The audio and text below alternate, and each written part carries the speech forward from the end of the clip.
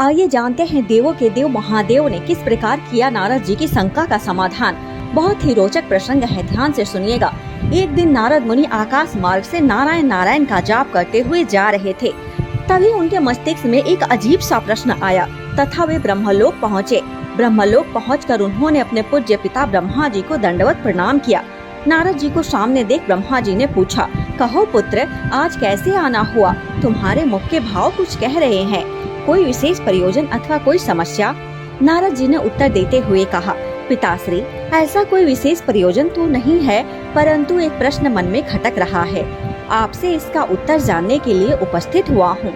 तो फिर विलंब कैसा? मन की शंकाओं का समाधान शीघ्रता से कर लेना ही ठीक रहता है, इसलिए निसंकोच अपना प्रश्न पूछो। ब्रह्मा जी ने कहा, पिताश्री, आप सारे सृष्टि के परम पिता हैं। देवता और दानव आपकी ही संतान हैं। भक्ति और ज्ञान में देवता श्रेष्ठ हैं, तो शक्ति तथा तपाचरण में दानव श्रेष्ठ हैं। परंतु मैं इसी प्रश्न में उलझा हुआ हूँ कि इन दोनों में कौन अधिक श्रेष्ठ है, और आपने देवों को स्वर्ग और दानवों को पाताल लोक में जगह दी, ऐसा क्यों? इन्हीं प्रश्नों का उत्तर जानने के लिए मैं आपकी शरण में आया हूँ। नारद जी ने ब्रह्मा जी से अपना प्रश्न बताते हुए कहा। नारद जी का प्रश्न सुन ब्रह्मदेव बोले, नारद, इस प्रश्न का उत्तर देना तो कठिन है और इसका उत्तर मैं नहीं दे पाऊंगा, क्योंकि देव और दानव दोनों ही मेरे पुत्र हैं एवं अपने ही दो पुत्रों की तुलना अपने ही मुख से करना उचित नहीं होगा। लेकिन फिर भी तुम्हारे प्रश्न का उत्तर ढूंढने में भगवान शिव तुम्हारी मदद अवश्य कर सकते हैं। ब्रह्मदेव से आज्ञा लेकर नारद मुनि महादेव शिव के पास गए तथा उनके सामने अपनी समस्या रखी। महादेव शिव नारद मुनि को देख मुस्कुराए तथा उन्हें आदेश दिया कि तुम देव और दानवों के लिए एक भोज का आयोजन करो तथा इस भोज के लिए उन्हें निमंत्रण भेजो। महादेव शिव के आदेशानुसार नारद मुनि ने वैसा ही किया तथा अगले दिन नारद मुनि के साथ महादेव शिव भी देवताओं और दानवों का अतिथि सत्कार करने उनके आश्रम में पधारे। दानव नारद मुनि के आश्रम में भोजन का आनंद लेने के लिए पहले पहुंच गए और उन्होंने पहले पहुंचने के कारण भोजन की पहली शुरुआत खुद से करने के लिए भगवान शिव से आग्रह किया। भोजन की थालियां परोसी गईं। दानव भोजन करने के लिए बैठे।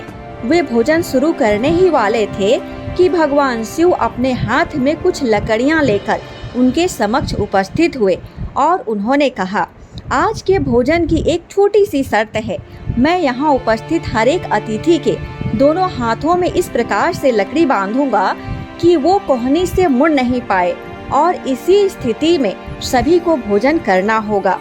कुछ देर बाद सभी असुरों के हाथों में लकड़ियाँ बंध चुकी थीं। अब असुरों ने खाना शुरू किया, पर ऐसी स्थिति में कोई कैसे खा सकता था?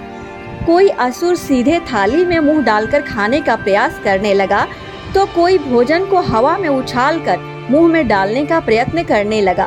दानवों की ऐसी स्थिति देखकर नारद जी अपनी हंसी नहीं रोक पाए। अपने सारे प्रयास विफल होते देख दानव बिना खाए ही उठ गए और क्रोधित होते हुए बोले, हमारी यही दशा ही करनी थी तो हमें भोजन पर बुलाया ही क्यों? कुछ देर पश्चात देव भी यहाँ पहुँचने वाले हैं। ऐसी ही लकड़ियाँ आप उनके हाथों में भी बांधिएगा ताकि हम भी उनकी दुर्दशा का आनंद ले सकें। कुछ देर पश्चात देव भी वहां पहुंच गए और अब देव भोजन के लिए बैठे। देवों के भोजन मंत्र पढ़ते ही महादेव शिव ने सभी के हाथों में लकड़ियां बांधी और भोजन की शर्त भी रखी। हाथों में लकड़ियां बंधने पर भी देव शांत रहे। वे समझ चुके थे कि खुद अपने हाथ से भोजन करना संभव नहीं है, अतः वे थोड़ा आगे खिसक गए और थाली से अन्न उठा सामने वाले को खिलाकर भोजन आरंभ किया। बड़े ही स्नेह के साथ वे एक दूसरे को खिला रहे थे और भोजन का आनंद ले रहे थे। उन्होंने भोजन का भरपूर स्वाद लिया, साथ ही दूसरों के प्रति अपना स्नेह और सम्मान जाहिर किया। यह कल्पना हमें क्यों नहीं सूझी? इसी विचार के साथ दानव बहुत दुखी होने लगे। नारद जी यह देखकर मुस्कुरा रहे थे। नारद जी ने भगवान शिव से कहा, हे देवों के देव, आपकी लीला अगाध है। युक्ति, शक्ति और सामर्थ्य का उपयोग स्वार्थ हेतु करने की अपेक्षा परमार्थ के लिए करने वाले का जीवन ही श्रेष्ठ होता है। दूसरों की भलाई में ही अपनी भलाई है, यह आपने सब प्रमाण दिखा दिया और मुझे अपने प्रश्नों का उत्तर मिल गया। जय जय शिव शंभू, हर हर महादेव।